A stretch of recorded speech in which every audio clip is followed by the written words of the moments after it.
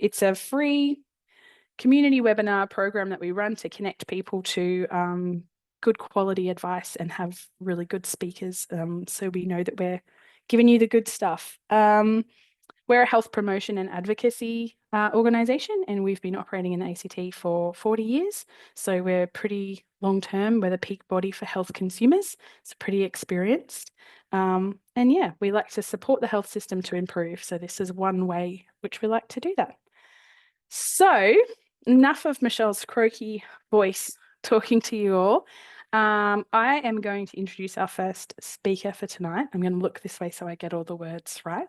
But we have Carla Crossman with us here. She's the Managing Director at Spark for Life Psychology in Isaacs in the ACT down on the south side. She's an educational and developmental psychologist with extensive experience working with families and children. Carla is passionate about helping people with ADHD and other brain types to be successful in all areas of their lives. So managing executive function challenges plays a big role in that. So to tell us about our brains and executive function and how people with ADHD may struggle in this area, here is Carla. Well, hello, thank you. Can you all hear me? Did I unmute myself well? Yes, I can hear you. Fabulous. And for a little while there, your face went really big and it was fun. You filled up my whole screen for like 10 seconds there. I don't know what setting I've turned on there, but You good times. spotlighted me, apparently. Yeah. All right. So, can everyone see the presentation? Yes, it's Fabulous. looking Okay. perfect.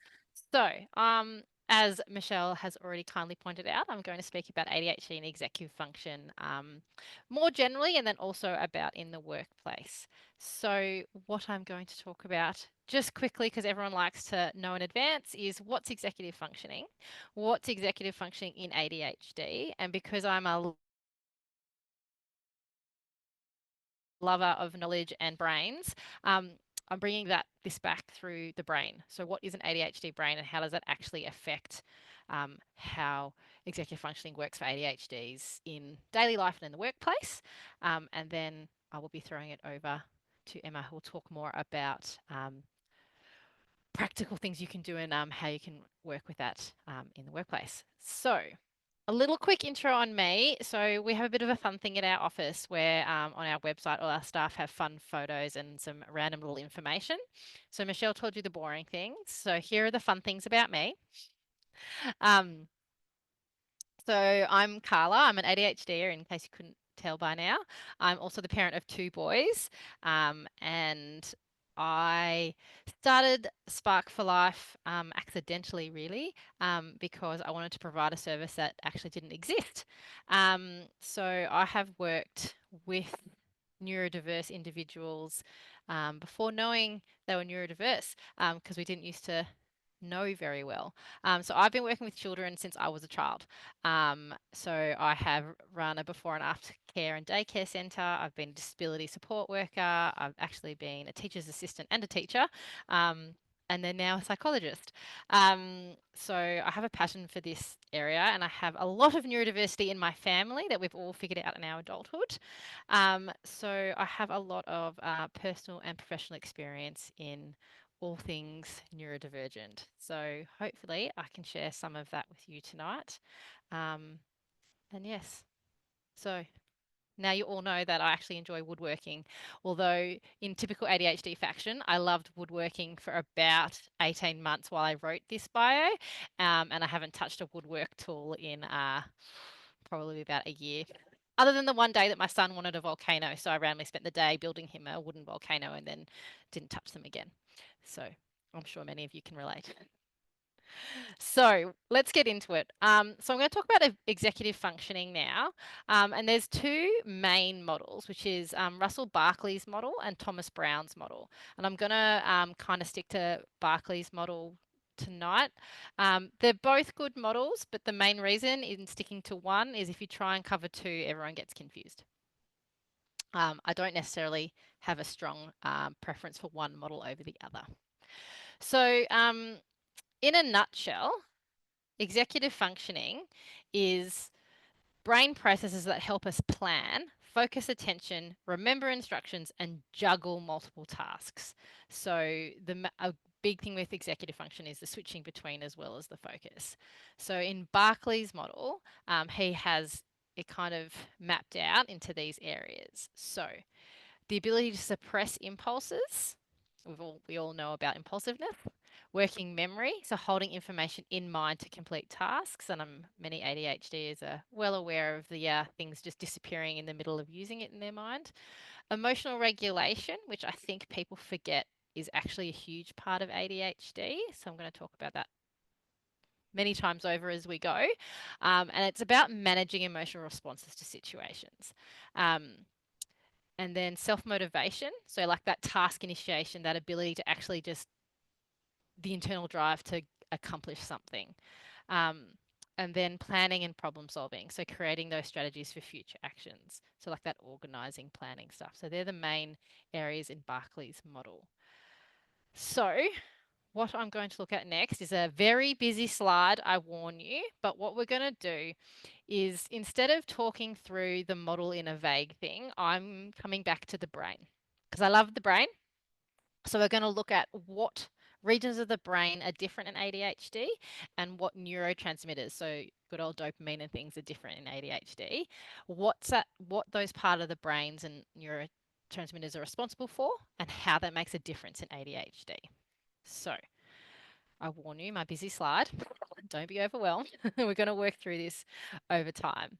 So the prefrontal cortex. So the prefrontal cortex is right up here at the very front of the brain. It's actually surprisingly small, but it's responsible for working memory. And this involves the capacity to hold your recent events in mind, recall your long-term information, and implement those two pieces of information together to control your behavior, thinking, and emotions. So studies have shown that for those with ADHD, they have a weaker prefrontal cortex, especially in the right hemisphere. So this is regulating those things. So what happens in ADHD is we find that these differences in the prefrontal cortex result in difficulties paying attention is how it's worded, but I find it plays more to sustaining attention, right? You can direct your attention, but it doesn't stick. Time blindness.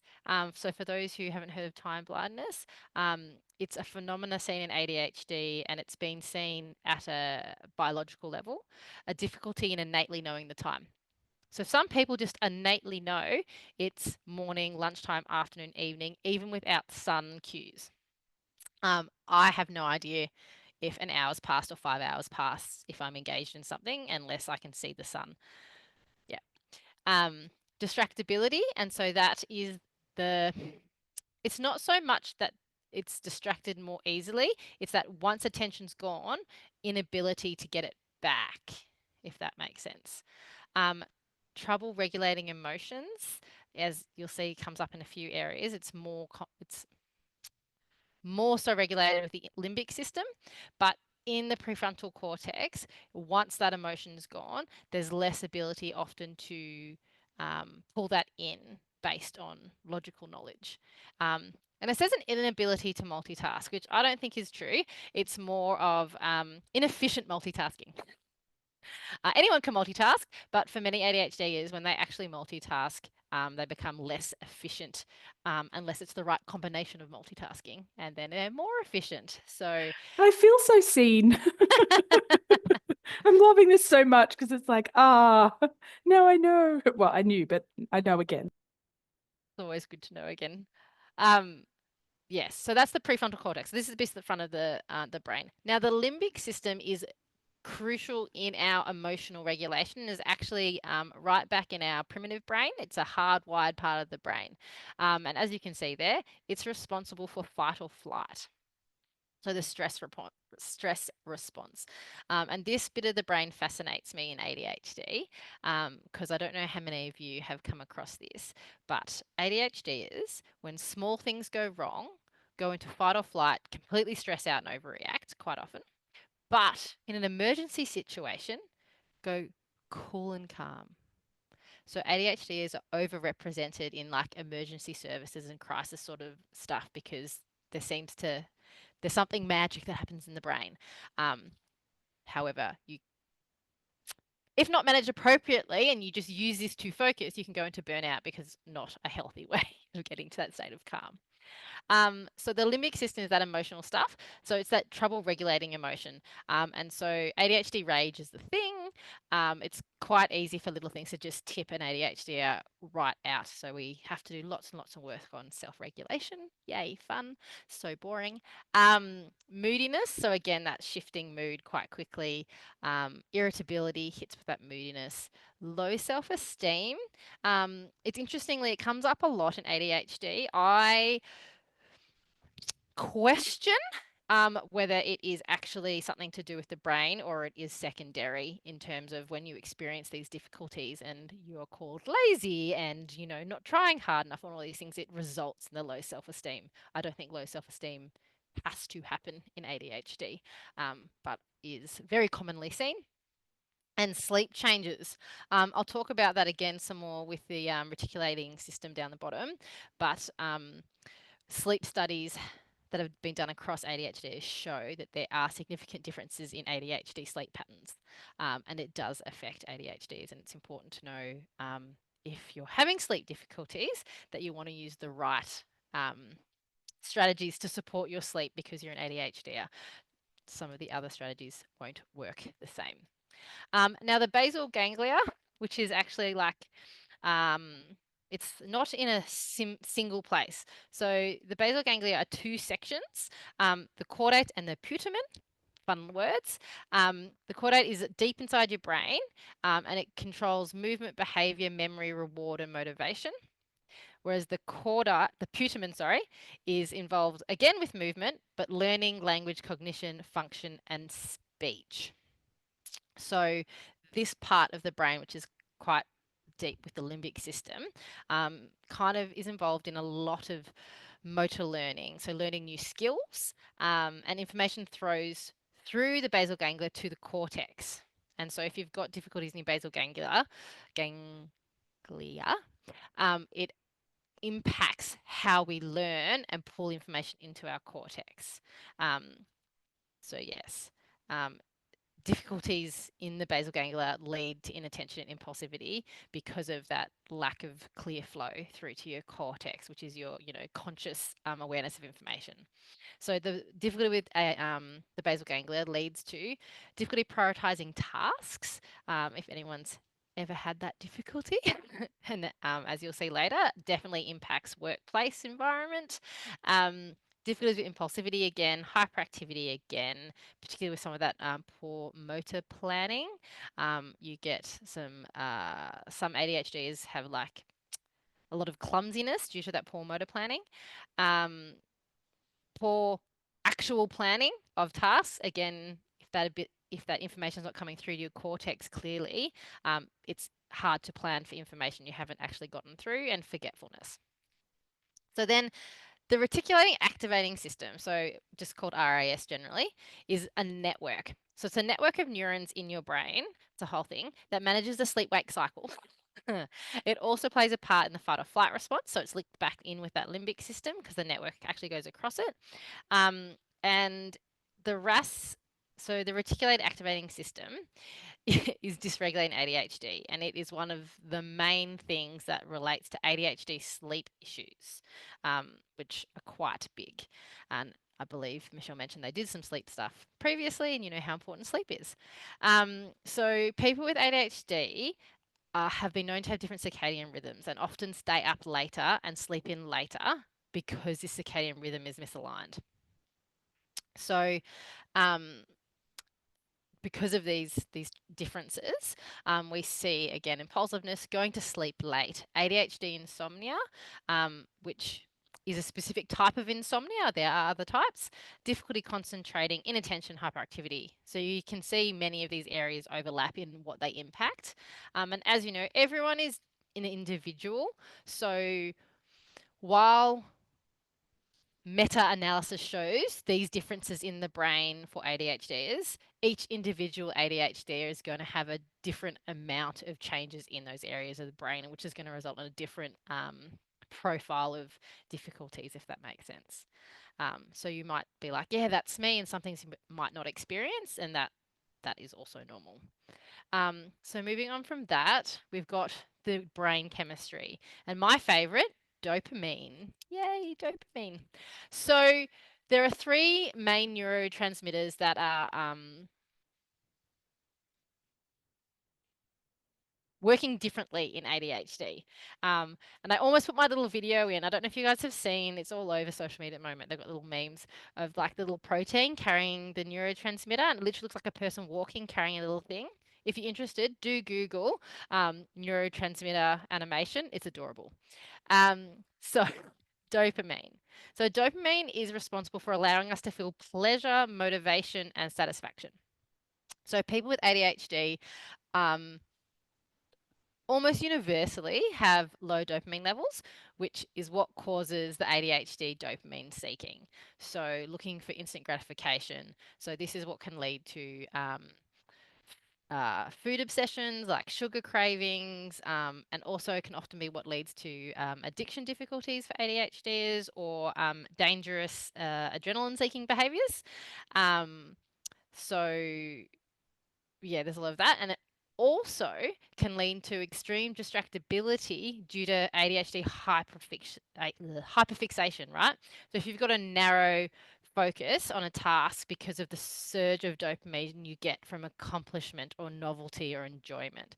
One thing you often see in young ADHDs, and for some of us in older life too, is if you put a screen on or a game, just tunnel in, you forget everything else around you, because that dopamine hit's kind of just reinforcing itself. But we can use these dopamine hits and stuff to our benefit and to our improve our function when we learn how. Norepinephrine, love norepinephrine. I can never say it right. It's norepinephrine. I can't say it. I did not pronounce it right because I can't say it. My mouth stumbles on it. So it regulates stress reactions, attention, arousal, and cognitive function. So people with ADHD, again, have low levels of this, which can cause depression, chronic fatigue, low mood, can also lead to sleep issues and anxiety and low blood pressure. And I never knew about the low blood pressure till I was researching it a while ago.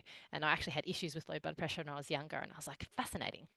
But the depression and anxiety are very commonly seen in ADHD, and it links to the norepinephrine and serotonin. So serotonin is your happiness, optimism, and mood. And serotonin is what most people tend to know a lot about because it's the main neurotransmitter that is affected when you take anti-anxiety or antidepressant medications, because they're one version of SSRIs or NSRIs, or one generation. But what they do is they affect your serotonin, because serotonin manages happiness, optimism, and mood. So when your serotonin is higher, it can actually ease the hyperactivity in ADHD by creating a calming effect, which is why you'll find some ADHDers have quite good effects from anti-anxiety med. But the link between them is also why some ADHDers take ADHD medication and their anxiety goes away, because they're all interlinked. So ADHD is a lot of things, and there are biological roots to it. And I think it's really important to understand that, because you're not making it up, and social media hasn't created it. It's not from too much TV or not enough exercise or food. And of course, all the things we do in our life can affect how we manage life. But if you have an ADHD brain, you have an ADHD brain. That's who you are. And there's lots of things we can do to make our lives better. So I thought I'd break up the seriousness with a fun little meme right now, because I'm not sure how many people here have been called lazy or not focused or told that ADHD doesn't exist. I've heard all three, but you're not.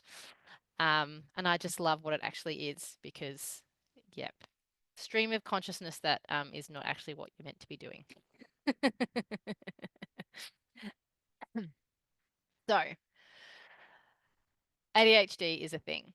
Oh, I clicked the button too soon. I hope everyone had a chance to read that. Had my hand on the mouse. So an overview of what we just went through to bring it all together to make sense for you. So if you have ADHD, the brain's ability to regulate executive function is often disrupted due to underactivity and disruptions in your pathways. Yep, so it works differently. This results in challenges with sustaining focus, motivation and impulse control, difficulty with planning, organising and completing tasks, and issues with regulating emotion, which leads to disproportionate emotional reactions. And these are all the things that are listed in Barclay's model. So both models map onto the organic stuff. But yeah, just picked Barclay's because it's simpler. So what does it look like in ADHD and what are we going to do about it? So signs of executive dysfunction, right? So motivation. I'm going to talk through some of these areas. So individuals with ADHD struggle with procrastination and remaining engaged and often postpone things to the last minute.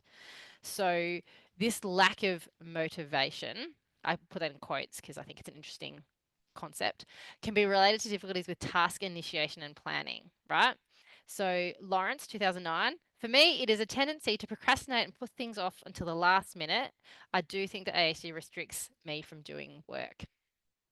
So additionally, ADHD is often experience periods of intense focus and motivation, but this can be inconsistent, especially true for tasks that require ongoing effort. So think about a job that you need to do weekly or daily in your job. Some days you can smash it out, other days like you can't even start. And so this inconsistency can make things really hard because jobs don't always work with the flow of like, oh, I can just do 5 hours this week and none the next on this task. That's not necessarily how your job is set up.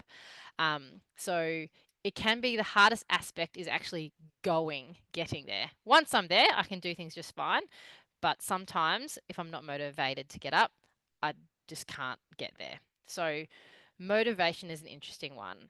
And dopamine surfing is the best way to work on motivation. There's lots of ways we can put that into our daily life. Where are we on time before I get myself? I can't see the time on my screen. We've got about 5-ish minutes left. Perfect. Yep. Perfect. So inattention and memory. So again, maintaining attention and concentration for long periods is commonly a concern. Tends not to be as big an issue with adults because they tend to have worked out strategies that work for them by then to work on these. But where it does often come up again, who's read a page and then actually has no idea what they read on the entire page? Yeah, it's like magic. I'm very good at doing that. So being able to be consciously aware of what you're doing can be quite hard. And so finding ways to work through that is also really important. Planning and organisation. So we've talked about that before, but so if you start something and never finish them, yeah, that can be really hard. Or the classic, I love the backwards laziness of ADHDers when you have to do a really boring repetitive task that's going to take 2 hours. So instead of doing that, you spend 3 hours figuring out a way to automate it. I've never done that. Um, so there's this common, like ADHDs crave novelty and challenge and interest and not doing a repetitive mundane thing. And so ADHDs are renowned for inventing and figure things out, which is fantastic. But sometimes at the cost of actually getting a simple task done simply. With that, another thing to know is, I don't know if it's going to help anyone today, but it's fascinating when you look at where ADHDers thrive. So we've talked about like emergency service and crisis services, but another one is, did you know that ADHDers are overrepresented in entrepreneurship and business ownership? Massively overrepresented, which is fascinating. And I think it's because of this nature to want to do things differently, figure things out, lateral thinking, novelty, challenge, and impatience. Yep, waiting for things to be done properly. Now I'm going to come back to emotional and impulse control because I think it's really important because I think it's not talked about enough, particularly in adults, because in kids, it's quite commonly seen like, yeah, ADHD is like they go off the handle really fast, but in adults, it's kind of forgotten. And I think it's really important because it tends to be something that most ADHDers are ashamed of and try to shove down and hide. And I think it's important that we are very aware of it because it's true. And it can happen in the workplace. It can happen with your partners, with your children, any road rage. It can happen anywhere. And I think when we accept that is what our brain does, it gives us more ability to actually accept it and find solutions so that it doesn't cause negative impacts on our life. So, one ADHD has said, I spend a lot of time being afraid of my emotions because I'll experience something intensely and then be able to get distracted from that emotion and go into being happy or angry really quickly. So, having an enhanced sensitivity to adverse situations like rejection sensitivity, anyone, and arguments is common, with tendencies to have a negative bias and interpretation. This also become a problem in the workplace for many ADHDs because they avoid conflict or talking to their bosses or managers about something that's not going well, or interpreting feedback as critique that they're doing something wrong. So it's important to kind of look at that and find ways to reality check it and have those conversations and ask for help and things without, getting completely out of it. Now, self monitoring is also a big difficulty for a lot of ADHDs because executive function can affect self awareness and the ability to self monitor, which makes it challenging to review your own performance and behavior. So, you might not recognize when you're off task until you've been off task for too long or when you need to adjust an approach. So, unless you have learnt this or have stuff in place or you have trusted people who you can check in with, this can be hard. So, how many people have been like in a room with a situation and you can't tell if you're actually being helpful or you've been blabbing and people are just smiling? I get that all the time. So, it's good to have ways of being able to check in with that stuff to know where you're at. Now, professional performance. So, in the workplace, executive dysfunction can impair job performance. So, you difficulty with prioritizing tasks, meeting deadlines, staying organizing, and it can hinder career advancement and job satisfaction, particularly the career advancements around if you're avoiding having those conversations with bosses and managers. That's often where bosses and managers get to know someone and see what they're good at and see them working forward, right? So, if we're avoiding talking to our bosses and managers, that's not going to be good for our career progression. Um, and long-term goals and life planning can be difficult for ADHDs. So they can either often focus on short-term or like crazy distance, but like having the steps to actually move towards some of those plans can be quite hard. Yes, so gonna pop to what I already kind of talked about. So the time management, procrastination, impulse control, emotional dysregulation, hyperfocus. Yes, so losing track of time.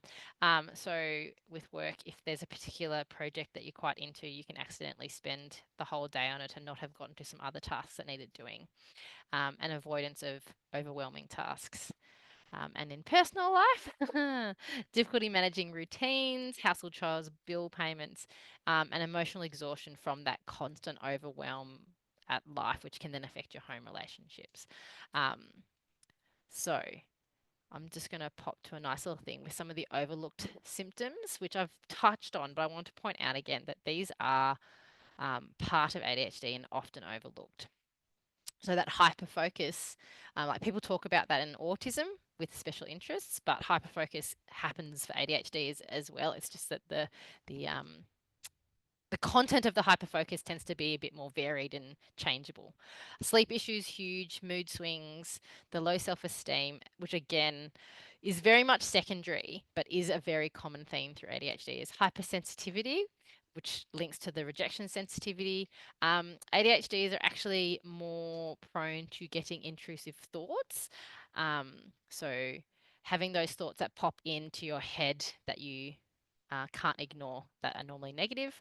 An emotional hyper arousal and dysregulation linking in with that mood swing. So that emotional stuff is quite big, and I will get on my soapbox about it because it's super important.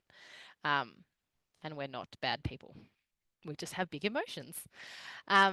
Cool. So impacts in the workplace. So we've talked about it a bit, but I wanted to just kind of to some common difficulties that I've seen in clients I work with and I've experienced in my career. So missed deadlines.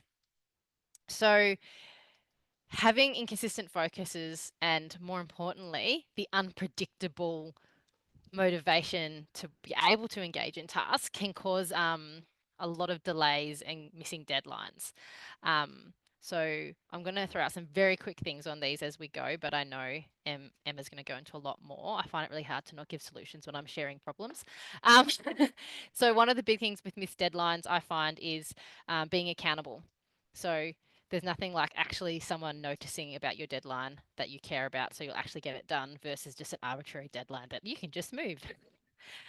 So having accountable deadlines. Disorganization, I highly recommend, if you haven't done it, doing one of the organizing optimization kind of work seminars or things. I did one and it made me a much better and calmer and less stressed working person, employee at the time. Task. Ooh, hold on. You guys lost me too. Are we back? We're back. It went to the end and then finished itself. But no, we're back on track. Cool. That was fast. Good. It was. So task switching, which I can't do because I just lost my train of thought because we had to switch task. So the difficulty switching tasks, and this linked with poor focus. If you haven't already done it, please do it immediately. Turn off all pop-ups and notifications on your work computer because once that pop-up happens, you're taken off task, and even if you ignore it, the neurotypical data shows it takes you about 10 seconds to get back. ADHD is way longer. Plus, you then might see a squirrel and, like, God knows, you might never get back to it. And you'll lose those really precious moments where you're focused. So turn them off. And if you're worried you'll forget to check emails or team chats or whatever, set alarms for those so you periodically do it, or put it into your routine that you check them before going to lunch and coming back from lunch break rather than being scattered. So yes, poor focus, task switching, and those lead to low productivity often. So you might misprioritize tasks. Get your quadrant prioritizer and use it daily to check what you should be focusing on that day. Also learn your ebb and flow and plan what work you do where. So I have warm-up work in the morning, and in the afternoon when my juices are running, I do my meaty work. And that's how I work. I actually often do really big meaty works like presentation writing and reports at about 10 o'clock at night because that's when my brain is just on fire. And then burnout, because if you are putting in 2 times the energy of your colleagues to get the same work done, it's going to result in burnout, stress-related absences, which then further impact your stress levels and your relationship with your co-workers and your boss. So it's important that we look after ourselves and get an environment that works for us. Which brings me to my lovely next slide, which I'm sure you've all heard. But when a flower doesn't bloom, we change the soil, we change the water, we change the fertilizer. We don't get angry at the flower. So if you are not thriving in your workplace, you need to change how your workplace is structured. And if you can't, if possible, change where you work. And that goes for a lot of your life. There's not one way to life. There's not one way to do dinner, to organize a house, to organize a life. You know, there's different ways to work your hours. There's so many different options. If you aren't thriving, you need to change how your life is because everyone deserves to thrive and it's not you because you're a special flower. Maybe you're an orchid. I like orchids. They're the only flower I can keep alive, weirdly. I can't. My orchid died, but I'm good at other indoor plants. Oh, that's lovely. I like that. Is that your last slide? It is. I just have my little unicorn slide, but we'll use Yay. it at the end. We'll use it at the end. Okay. Yes. All right. Let us quickly switch tasks, if we can, over to Emma. Emma is an ADHD and autistic advocate who joined the Healthcare Consumers as an individual member in 2022. She's worked with us a couple of times now to present on self-advocacy and to provide lived experience feedback to the health services on the experiences of neurodiverse people accessing healthcare.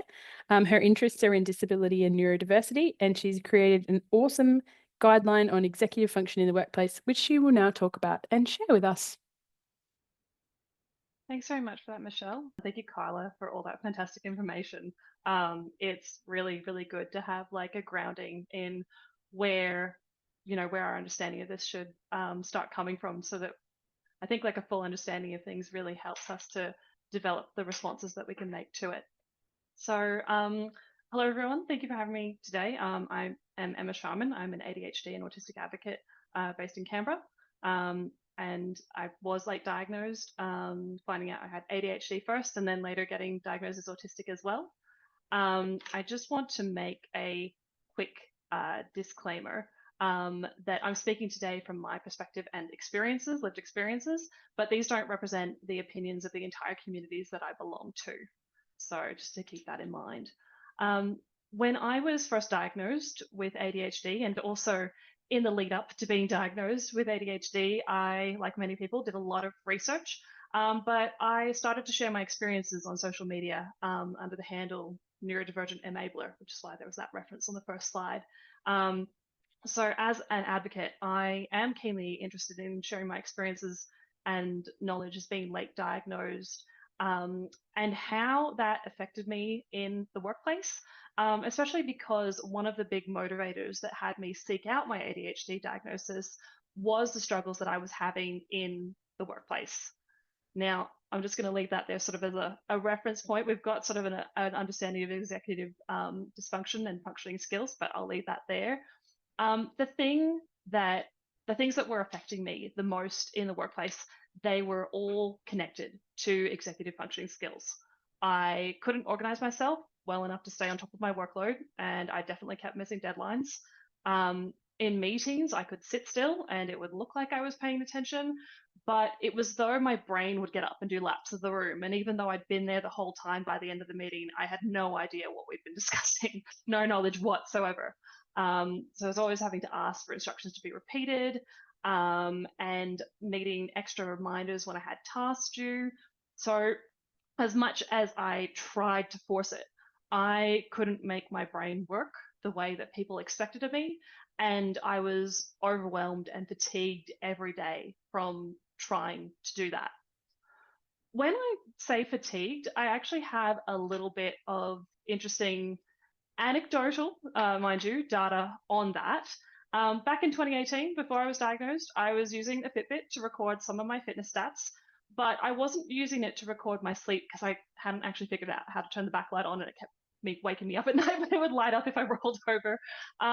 And so as a result of the fact that I wasn't recording my sleep at night, I ended up with this data set here. These are just a fraction of the naps that I was taking, all the times that I would get through a work day or my housework and life events that I had on a weekend, but I couldn't function well enough to continue without having a nap because I was so physically exhausted from the level of effort I was exerting to try and get through the day. So this is probably a weird data set. I like to think it's a little bit unique. And essentially the reason I was getting it recorded is because it was daytime, or because I wasn't intending to sleep for the entire night, or I fell asleep without planning to. That's when it was recorded on my Fitbit, because I hadn't taken the watch off. So just a little bit of an interesting sort of perspective there about really how much executive functioning does impact all different parts of your health. When you experience chronic executive dysfunction, it really takes a toll on your mental, emotional, and physical health.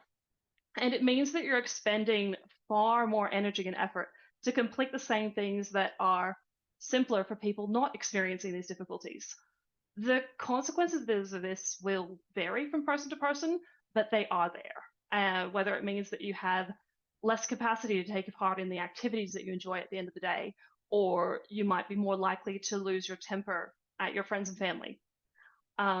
In the workplace, executive dysfunction can make it difficult to work to the standard that you or your employer expects of you, especially because our executive functioning abilities will fluctuate due to other factors like lack of sleep, stress, illness, a variety of things. There's also the added difficulty of executive dysfunction itself going unperceived by other people. from the outside, it's far easier to see the impact than the cause. And if you're undiagnosed, you may be judging yourself without the context of why you're unable to perform at the level that you expect on a consistent basis without an immense cost. So yes, for me, as somebody impacted by executive dysfunction, it felt like every other person in the workplace had this tiny project manager that lived up in their head, only their project managers were reliable. And mine would show up late and couldn't evaluate how much time I needed to do things. It always seemed to be focused on stuff that wasn't relevant at the time and couldn't keep track of where a task was up to. But definitely the real kicker, could perform amazingly from time to time in the right circumstances. And ironically, that was just enough to make managers assume, and myself assume, that it was my choice to be unfocused the rest of the time. So it seems really obvious now that I had ADHD, but I didn't know. I had no idea. In the workplace, there's all that pressure from yourself and other people to keep performing at that high standard. And if you are struggling, you often do your best to cover that up out of fear of judgment or even being performance managed. You don't want to let anyone down, and you already feel like you're letting yourself down. So this sort of leads me on to discussing the guideline Michelle mentioned before. After being diagnosed, I did start talking to other people experiencing similar situations, and I realized that there were things that I had learned through research and through just being at the stage of my journey that I was post-diagnosis, that about the ways that I could work with my brain rather than against it, and that I would have liked to have known those a lot sooner if possible. So I put this information together from a layperson's perspective and wrote a resource on workplace adjustments for executive dysfunction. So this was originally published at the end of 2022. I worked with a graphic designer recently to do an update for just from a accessibility standpoint of the document. The content's the same, but it was cool to get that released with just some better accessibility. And this resource is a way to educate yourself, a way to educate a manager or your HR team. It can be used as a conversation starter. It's designed to be used by anyone that needs help with executive dysfunction, which means you don't need to have a specific diagnosis to use it. And if it's helpful to you or somebody else in any way, please do. I will note that, as Carla mentioned, there's multiple models of executive functioning. When I was doing my research, a lot of the things I was finding had it broken down from kind of the perspectives of the different individual elements that would affect people. And there was so many different ways to break this down. I think I found generally models as such or frameworks that had between 6 and 11 different kind of elements. So I chose to focus on these ones as they made the most sense to me when it came to coming up with specific workplace adjustments for each of these sort of elements as such. But there's definitely some overlap and similarities with different elements. So you can kind of take them one at a time to make it a little bit easier to sort of break down and understand what is happening, what's affecting you. Or you might know that there's a couple of them that are grouped together that affect you at the same time, or you might have all of them. You know, it's definitely, as Carla also said, everyone being different and being affected by different things. There may be something that you never feel like you've been affected by at all. There may be things where you're like, that's me, that's me, that's me. So it will differ from person to person. Going to the concept of workplace adjustments. So workplace adjustments, these are changes to the workplace environment and processes that accommodate and support the needs of employees that are impacted by disabilities and other needs. A lot of people, when they think of workplace adjustments, they think of assistive technology like screen readers or having an ergonomic chair. Many people have not considered that executive dysfunction is something that can be supported by workplace adjustments, or if they have, it's possible you might not know where to begin. you're not alone. A lot of people have downloaded this document since I first wrote it. And so when it came to thinking about where to begin, I thought that I would pose a couple of scenarios as examples. Just noting that as I'm presenting, I don't actually generally try to follow the chat at the same time and try and keep my focus diverted in two places at once. So as we go through these, please feel free to put suggestions in the chat, especially because they could be helpful to other people. And I'll definitely have a read through afterwards. But for now, I will be taking you through the scenarios and some possibilities to start. So we have scenario one, which I've framed around flexible thinking, and Alison, who works in project management and is responsible for providing monthly reporting in a meeting with her executives using a dashboard or a display interface with various figures and trends. The executive team is really enthused about the dashboard capabilities, and in the days leading up to these meetings, Alison receives many requests for additional data to be included. She finds the changes requested overwhelming and stressful, especially when the work and energy that she has committed already feels wasted.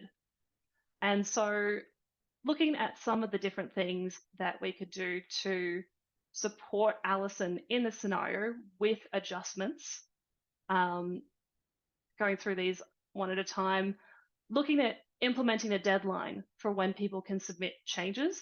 The idea being that there's a limit, and after reaching that deadline, whether it be a week or 3 days or whatever it is beforehand, that further changes need to wait until the next report. Give Alison permission to deprioritize other work, or even have additional personnel assigned to assist so that the overload isn't so much. Consider whether there is a need for an additional dashboard where new information can be utilized, which would mean that there isn't quite as much weight when it comes to making these big changes to the first one as it could exist in its original state. Consider assigning a secondary person to receive the requests for changes, which would mean that there's less emotional labor there for Alison to actually process these, so have somebody else take care of that particular task for her and maybe provide a summary. Have an additional approval required from a higher level person if there are last minute changes, which would ideally reduce requests that are not actually time sensitive, make people think, oh, if I have to ask my manager's manager for permission to have this last minute change, is it really that important that I want to actually engage with them? So it gives that little bit of distance and consideration.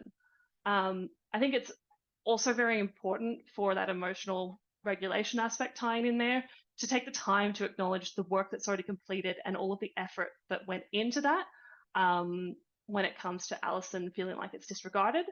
And also to evaluate the data that is going into this dashboard, the way that it's prepared and received.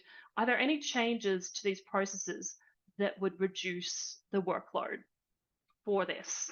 So this is not a list of all of the things that could be done. This is some of the things that could be done. And yeah, definitely feel free to put ideas in the chat. There will probably be things that I've never even thought of as well. So feel free to have a look at that. Another scenario here with Sean. So we're just looking at task initiation and completion. So Sean works as an editor and has multiple tasks due on a Wednesday afternoon. He works from the office Monday through Wednesday due to this deadline and additional meetings that he has on the Monday and the Tuesday mornings. He finds it difficult to maintain his focus in the office and to decide which project to start first. So when it comes to Sean's scenario here, and what are some adjustments that could be made to support him, Sean's manager could prioritize the task so that he doesn't have to do that for himself and remove some of that choice paralysis from the equation, like what do I start with? There could be flexibility implemented around where he works. The idea that Sean could work from the office in the mornings, but then be allowed to go and work from home in the afternoon to reduce distraction, or the idea of a quieter space in the office being provided. The possibility of working with somebody else. So Sean and a coworker forming a working group or doing body doubling, working together, similar to the way that you might get a gym buddy in order to make sure that you do actually go to the gym and you hold that commitment. You can apply the same kind of thing to other tasks and use body doubling, and use things like the Pomodoro working method to get started, to break things down into smaller goals, and also use that environment with another person to report in on your progress, as having that external framework and validation of what you've achieved so far. Consider whether Sean's got the ability to attend those meetings online so that he doesn't need to be in the office in the first place, if that's of help, and also whether spacing out those deadlines is possible in this scenario so that he could work on one thing at a time rather than having them both due at a similar point. There will be people who don't or haven't thought of these options as workplace adjustments. And to a degree, that actually reflects some of the changes that we are seeing especially in corporate spaces, to support employees to be their best selves. Ideally, not just from a productive standpoint, but from a health perspective as well. In these and other scenarios where workplace adjustments are provided, it can be easy to think that this will have little effect. But to tie this back to managing your health, ultimately, we want these employees to go home at the end of the day and recuperate from a regular work day and not feel they've worked at time and a half energy expanded to do these tasks. We don't want it to cost them their mental health, or to feel like they can only manage this role for a couple of months or a year and then have to move on or quit because it isn't sustainable. In the moment, the adjustments may seem small, but the cumulative impact is what can make or break somebody trying their best. So for a bit of a more general idea of applying workplace adjustments and a bit of a process to follow, definitely consider beginning with self-evaluation or re-evaluation. Identify elements of executive dysfunction that apply the most to you. You don't need to begin with the one that has the most impact on you. That can be overwhelming, but if you have an idea of which element or elements, it will help to narrow down your focus there. Identify barriers and obstacles that could be options to remove or reduce to make the workplace and your workplace tasks easier to manage. Identify adjustments that are able to be made, and consider introducing these incrementally, so you're not necessarily going to become overwhelmed by changing every single thing at once. It also makes it easier to look back at individual adjustments and see the impact they have if they're not all grouped together. And review, reflect, and adjust the good and the bad, and consider any further changes needed. So I have here in the next 2 slides just a couple of examples of the way that the resource lays these out in terms of which element it is, the definition, some of the examples of external signs. And then I've broken them down into workplace adjustments, employee strategies, as well as assistive technology and focus tools. It's important to me that people know as much as possible that there are options that they can implement personally, which are more likely to be under employee strategies, as well as options that might need the support of a manager or the workplace. And just going on now, there'll be a link obviously available to the resource to open in full. I'm not sure if Michelle's put that in the chat already. Sorry, Michelle, if you already have. No, it's in for the end, but I'll put some in there now. Thank you so much. You're a gem.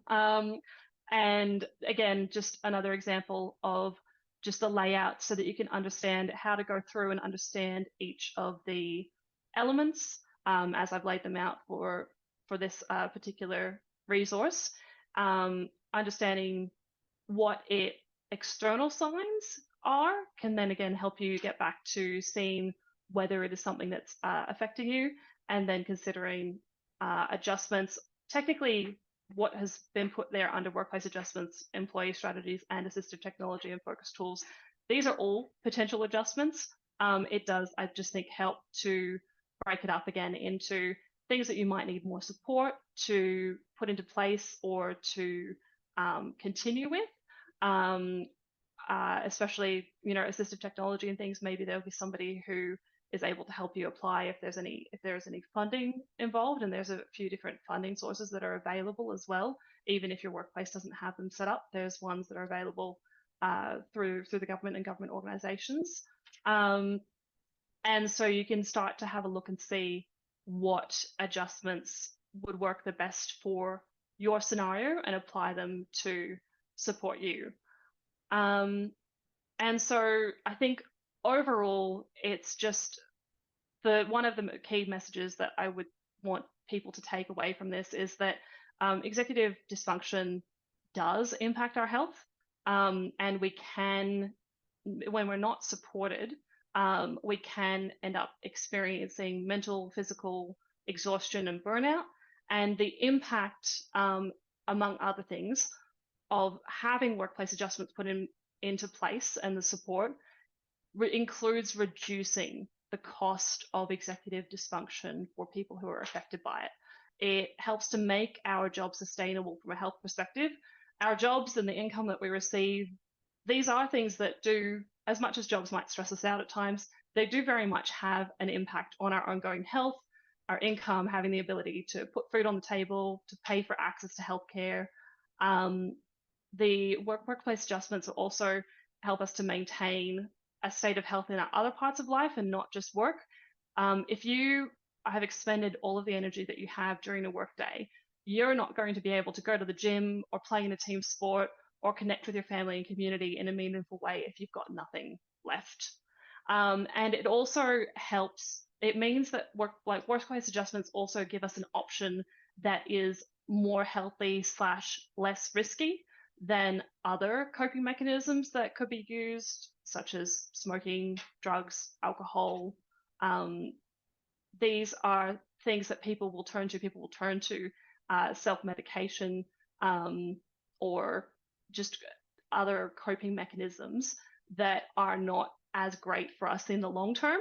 And so being able to have something that is better for our health by having those workplace adjustments and having that support from the workplace removes the burden there as well. So I think that's probably where I'm winding it up. Yep. Okay, cool. I haven't forgotten any slides. No, so right on time. That brings me to a close. Thank you so much. I was going to say, when you were saying other coping mechanisms, I was thinking to myself, if I've been watching like British period dramas for like 3 days all night, that's when I start to go, oh, I'm not really coping with my life right now. Like everyone's got a little thing that they go to, and sometimes it takes a little while to realize that you've gone down that rabbit hole before you're like, oh, I need to make an adjustment somewhere in my life. So I hope that you all found that extremely validating and you feel seen now like I do. We are going to move on to question time. So I think the first question we had was practical and concrete tips around it, which I think is something we just really talked about. So we might go over that one. Hey, but I like this one. How does remote work impact people with ADHD and executive functioning? And are there specific challenges or benefits to remote work or working from home as opposed to going to the office? Okay. So I think this is a double-edged sword, like everything. So depending on your ADHD-ness and your work, it will matter. So one thing that can be good about working at home is a lack of distractions from co-workers and things. Unless all your distractions are at home. That's what I I was can't gonna work say. from home. All the distractions of, oh, I should cook dinner, or I should do Yep. the laundry, or I should play with the dog, or what have Go you. and look to see if the grass seeds are Yep. sprouting in the backyard. Not that I would ever do that. Another thing is body doubling. So if you're Love it. working from home and you're on your own, I know for myself, I'm like, well, no one's watching me. I'm not accountable to anyone. But if I have telehealth appointments and then I'll work between them, that works. So it really depends on how you structure your days, and it depends on what the work is. So it could be that, working from home for certain tasks is beneficial. And I find that if you're working from home to get something specific and like a big report out or something like that. And yeah, something that's tangible and that has a deadline, you'll Mhm. get it done, provided that the deadline is imminent. So if I plan to work from home 2 weeks before something's due, Yeah, I will not. Buckley's. I'll do stuff, but God knows what it will be. If I work from home the day before something's due, I will work very well on that. Yeah, it will come out stunning. Yeah, So I I know think that feeling. you need to manage what you're doing from home and how you're using it, because it can be very helpful, but it can have its own set of foibles. Yeah, Yeah. I absolutely agree. I think when you're able to work from home, one of the benefits is that you can shape your environment to be the most supportive for you. If there are things in the office environment where distractions or noises or people walking up to your desk or things like that, if you've got sensory issues impacting you, you have a far greater control. Or a lot of people who work from home would have far greater control to shape the environment to put them in the best space to do working. Um, all of the pitfalls that Carla has mentioned, I very much agree with. One that hasn't been mentioned though is that working from home can work too well. It can become a problem of work-life balance if you can't stop yourself, if you have difficulty transitioning out of work and back to your personal time. That is a good point.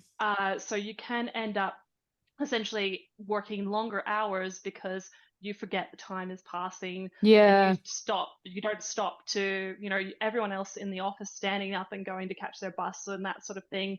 And also just having that commute and that ability to sort of transition home can be really important for people. So when I worked from home, I still do work from home a couple of days, but when I worked from home during lockdown, I had to implement a really strong transitional routine that I did at the end of every workday that involved going to shut all the blinds and water the plants and start to get things ready for dinner. But basically, I Leave needed the to be office. away from my computer for at least half an hour before coming back so that I could actually get out of that work headspace and enjoy my time doing various things at the computer, which I still do.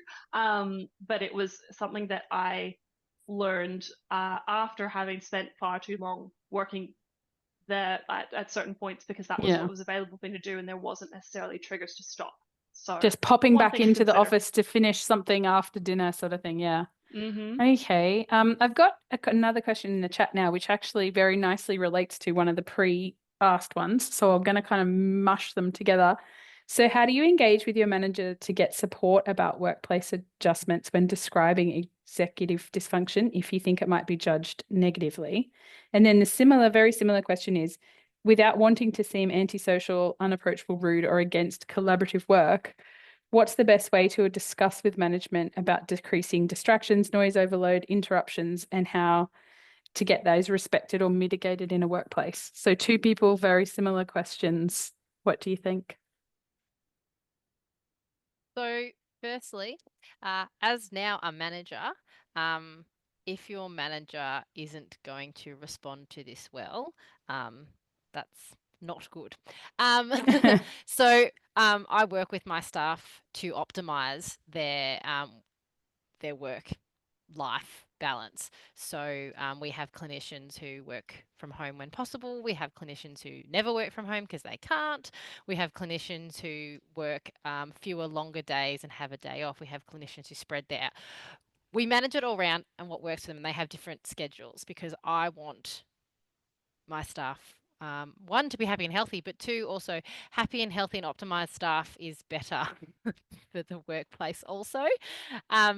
So if you're worried about that with your manager, my first suggestion would be who in your workplace gets it and is a support person, and organize the meeting with someone else, because having a third person keeps everyone accountable and makes sure it cannot turn into a difficult situation, because under legislation it's a right, and there's lots of supports out there, and you shouldn't be put in that situation. Obviously, it happens all the time, and I think of many places where it happens. So if you were concerned of that, I would be organising a third person to be a part of that, and if not, linking in with your work organisation bodies that would help, such as HR or unions, or if you're in the APS, there's lots of specific groups you can go and talk to get support prior to meeting with your manager. Did you have Yeah. anything to add, Emma? Yeah, I think as much as it shouldn't be the sole focus, managers understanding that you're having conversations about how to be your best self and how to be your most productive self, it's in their favor to support you to be able to do that. You are going to Frame be it able positively. to, Yeah. you are going to be able to complete work better to time, not deal with as many distractions and things like that. If you're supported to work in the best way possible for you. So you can kind of approach them as it being a collaborative exercise and say, I've identified that the way that I would best work in these scenarios, or that I would find it easier and achieve more in these scenarios, is if I could have this support. X, Y, and Z. And so bring them to the table, sort of like from a team perspective. Having, I think if you have an idea of the adjustments that you would like to get, that is a good, if you can use the guide or other materials that are available online to have a starting point where you can kind of posit it almost as an equation. I would like to receive support to work in a quiet space when I need to complete these tasks, as it allows me to focus, and the result will be that these are completed faster. Like, what is the result that you are advocating for that they would be like, yeah, I want that result? Yeah, What because it's gets always them going to on board be on your a side? positive one, isn't it? You're always trying to minimize the sort of negative impact so that you can do better at work. So you couldn't imagine anyone being unhappy if you started with, this is how I can actually work a lot more effectively. And also, just because you need adjustments some of the time doesn't mean that you necessarily need to say, I need this adjustment in place every single minute of my working day. It could be a reduction in the amount of meetings, or it could be, I would like to not have as many meetings and as many conversation on the day that I have these deadlines and these tasks due, because it gets me into a space where it is more difficult to focus. Can we separate out when these things are happening? It can be from time to time that you need something, and not every minute of the day as well.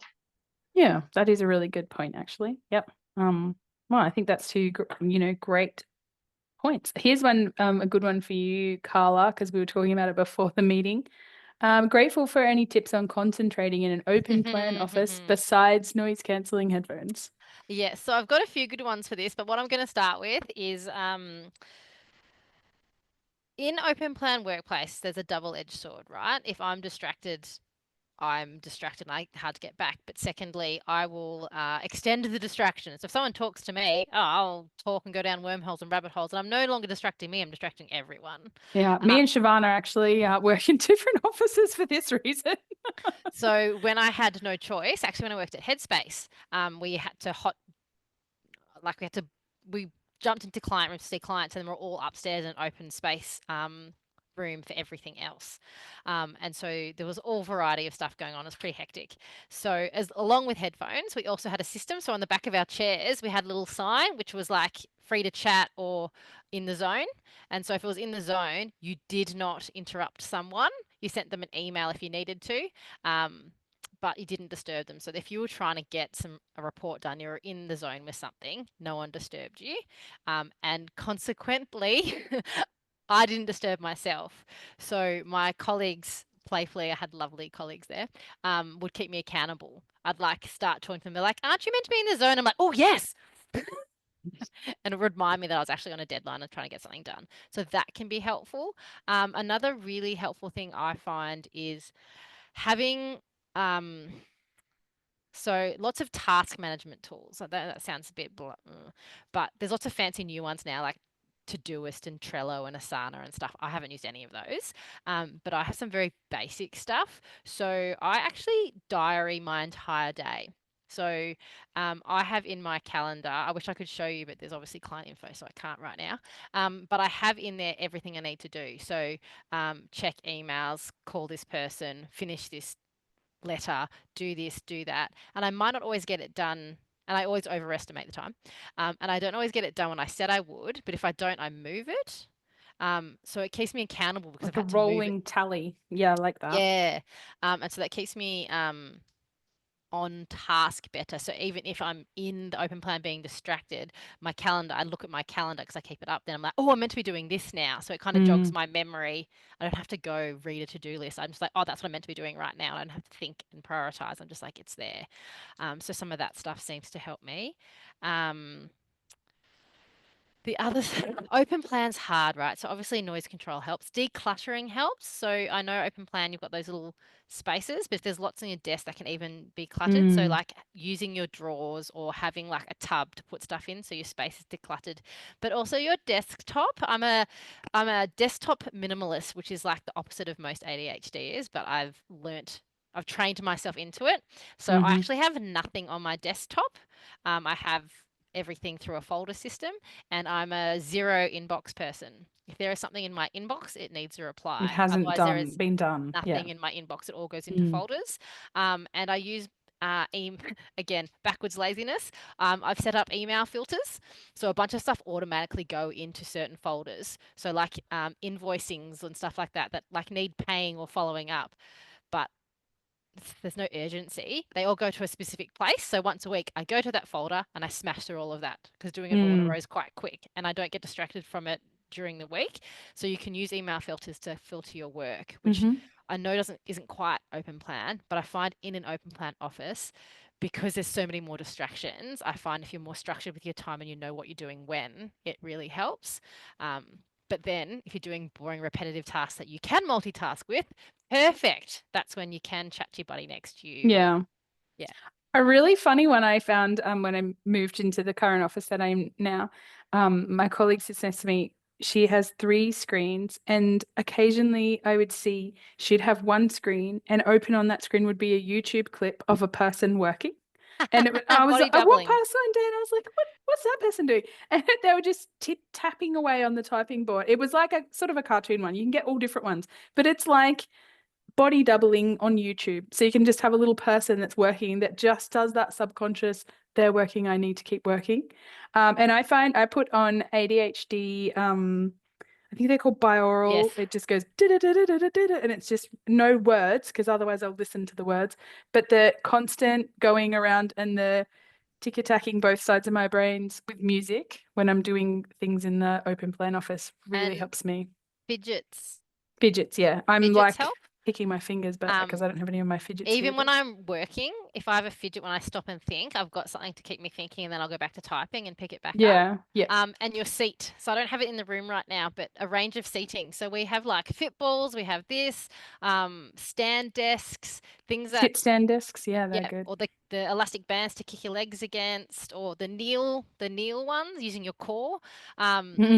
Yeah, having a varied workstation that allows you to get that physical input you might need to help you focus as well. How about you, Emma? Have we exhausted the list, or have you got some more? I think trying to, as much as you can, set yourself into sort of like a focus zone when you're doing particular tasks, and reduce the amount that people can, or other things can come into that zone. One of the things that I know really distracts me at work is, and Kai's mentioned the pop-ups on the desktop and everything like that. But one of the things that really gets me out of a zone, even if I can tune out all the things in the environment around me, is if my Microsoft Teams notifications are going off.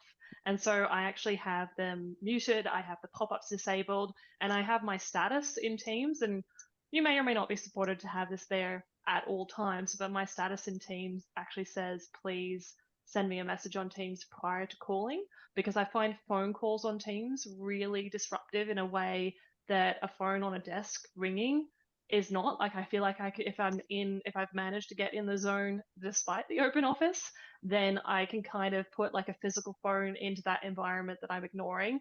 But my desktop and my headphones, where I might be tuned It's into, in your face, yeah. I need that to go away. So I try to, even one of the things I ended up disabling the new email notification on Outlook, because I would sometimes get notifications about my inbox, but I also couldn't turn it off to show when like my team shared inboxes were going off.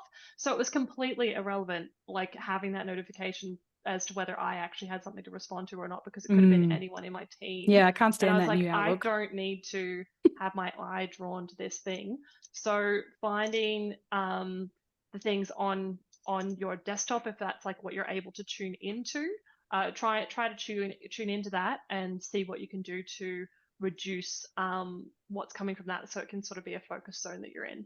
And if Yeah. you're turning all those pop-ups and notifications off, and then you worry that you'll miss things, Schedule either it. either using your calendar to have the reminders in there to check it, or getting into a routine that you check it, you know, when you get in the morning before you go for morning tea or lunch break, like have the regular times, because then you won't be stressed about the fact that you're not getting That notifications. you and can't might see miss them. something. Yeah. Yep. Yeah, I think that's a lot of good stuff there. Okie dokie. Any tips for interviewing for jobs welcomed? So people, when you go, why would people's mind go blank, and what do you do? How would that relate to ADHD, do you think? Yeah, so good old ADHDers, really good at recognition, not so great at free recall. So often if you ask a question, your brain's gone in 7 directions and none at the same time. You can't put a coherent answer together. No, like that paralysis kind of moment. Now, Yeah. most places now, if you ask, you can get your interview questions in advance. So even Yeah, if that it's is not, pretty common now. even if it's not the day before, There's you like can half ask an to hour before. you can Yeah. ask to come in an hour early, and they'll give it to you while you wait. I think it's because they don't want it out there, right? So that's fair enough. But you can come in and have an hour to prepare. And so you And can look at the that's questions and totally think things through. reasonable too, because what's the point of putting someone completely on the spot? Like, Yeah. it doesn't actually give a good reflection of anyway, that's a whole other discussion. But Yeah. yes, I think that's a really good idea. And the other thing to do is, if you can't get that, is generally you have an idea of what they're going to ask. One, from general interviewing stuff, like what's your strengths, what's your weaknesses, that sort of stuff. But also what's in the job description. Go through the selection criteria with a fine-tooth comb, pick out the themes, and then write your responses to each theme. And not just the responses, come up with a scenario of when you've used it, because most ADHDers are fantastic once they're on a memory Telling a of a thing. story. Yep. Yes. So have a story for each thing, so they're there at the front of your mind. So when something comes up, like, oh, that story, and you're onto it. When I was in uni, before I was diagnosed with ADHD, my nickname was Showtime, because it was like, when Michelle has a story to tell, everyone sit down, it's showtime. And I just thought it was hilarious. Like, I bet you a lot of stand-up comedians probably have ADHD too. But yeah, try to turn on your Showtime storytelling part of your brain if you have that one in the interview, and it goes a lot better. That's true. And the other thing, if you can, and you know yourself well, you'll know the time of day you're in the zone for certain things, and ask if you can schedule your interview for the morning or the afternoon, or whatever it is that works for you. I can't really do anything productive after about 3 o'clock. I don't know whether, I always just thought everyone felt tired at 3 o'clock and needed a nap. But I really like that nap data you had, Emma, because I felt like, well, that makes so much sense why I could just fall asleep for an hour after like school or work. Anyway, and questions, Michelle, focus. I often find that one of the reasons I have trouble starting a task is because I feel like I don't understand fully what's required. What tools are there out there for ensuring you have the full understanding of what the requirement is, so that you can then start? Like, how do you map out a task effectively to enable yourself to start? I have 2 things, and then I'll throw to Emma. So the first one is communication first. So often, if you're getting an oral instruction, you'll have a conversation and then you're not really sure. Flick an email back to them, just saying, just wanted to follow up that what you'd like me to do is X, Y, Z, and flick it to them. Talk back, teach back. Yeah. Yeah. And then they'll write back to you. So then you know what's expected. So that's one step. And the next thing is breaking it down. So there are, like Dodo, there are some awesome websites where you can actually put the task in, it breaks it down. The Goblin break. Thank you. Goblin. Yeah. Yes. Me and Shavana were just talking about that. Yes, so you can use Goblin to break it down, or find other ways to break it down yourself. So if you've got an overwhelming task, break it down to steps and time block. Like in your calendar, be like, okay, going to write the plan, and then lunch break, and then the afternoon you're going to, do this section, and this I'm going to break it down and do something easy first. So ADHD is like to ride the dopamine. So like if I'm doing a PowerPoint, I go and pick some memes, and in picking memes, my brain's onto it. Or if I'm doing a report, like an assessment report for a client, I'll like enter all their scores in, because that's quite easy. But in Yes, doing it's that, like my it's brain's like the like, data "Ooh, I input. remember all of this," and then I'm And it's like, down. look at me go. Yeah, yep. And then you start riding the wave, and then you're like, bang, bang, bang, bang, bang, bang, get all the stuff out. Yep, I like that. That's great. Emma, what were your suggestions? I A forgot lot what of the the time question is. in a workplace, when you're being asked to do a task, it's not impossible, but it's rare that someone hasn't done that task before. So ask for an Yeah, example great of the point. task being completed by somebody else. And if you have one as well, like you can be like, was this completed to your satisfaction? Was there anything that was missing from this that you'd like to be include this time? So it's not necessarily asking about how should you do it, but building on something that's already out there. So Yeah, you can don't use that reinvent the as a wheel. That's a template. good idea. Yeah. And Yep. even if you're not, and even with that, like reinventing the wheel thing, I know for a lot of ADHDs, blank page is the worst thing ever. Mm, So even if something needs significant modification, it's often a lot easier to completely rework something than start on a blank page. mm. And in the age of AI, Oh my God, I love it. what you can do is chat GPT or something and just be like, create a template for this. And then you've got a template to start with, And and then you'll it turn it into kicks your you off. own, Yeah. but you've got a starting point. So if you don't have anything, use ChatGPT and be like, write a template for writing a report on An XYZ. evaluation or something. Yeah. Yeah. Okay, we're hitting the time, but I just want to ask one more question, and it's kind of a quick yes or no. Yeah. Should young workers declare their ADHD when applying or starting work? What are your thoughts? It's I'm a complex. yes. It's complex. It's complex. You sort of want to be in a scenario where that's absolutely something that you can do from the get-go. But I don't think it should necessarily be pretended that it will always work out. That's a So good I point. think it really depends when you are starting work or applying for work. Like, what do you want to get from disclosing the fact that you have ADHD? If you are interviewing or applying and you want accommodations in relation to that, then it may be something that you need to disclose in order to get those accommodations. It can be a good thing to disclose when you're applying for an employer that has like recruitability in terms of the government and they're going for that recruiting particular people angle. with Yeah. a disability, or places where there are roles with it, like affirmative measures and things like that. That can be something to your advantage. I think have an idea of what you would like to get from disclosure. Before If you it's just that disclose, I'm out and proud and I feel very happy about this and it's just a part of what you talk about, like wonderful. If it's something that you want to get supports in either the recruitment process or in your workplace afterwards, you can shape the conversation around that, and make sure that they understand what it is that you would like to receive from them. It's complex. You're right. Look, it is complex. My favorite thing to recommend, because we have a lot of young people going through this, and what I recommend they do is, instead of disclosing, because there's two things you're looking for, right? You're looking for, like, is this a place that's going to support me? Because if they're not, well, do you really want to work there? And two, like, what are they going to respond to it? So you always get asked, do you have any questions? So script yourself a question of how do you support employees who need XYZ? It's a good idea. And their response to that is going to tell you the Is be majority telling, of what you need to know. And then you can either disclose on the back of that if you get a nice glowing warmthness, or at least you know that then if you do disclose after you get the job, you're kind of informed as to how they would manage it. Yeah, that is a very good point. Okay, we will finish on that note, and I will say a massive thank you to Emma and Carla, who have given us such detailed and wonderful information. Other than that, we've only got a teeny little bit over time. So for a bunch of people with ADHD, I think we did pretty good with our time blindness.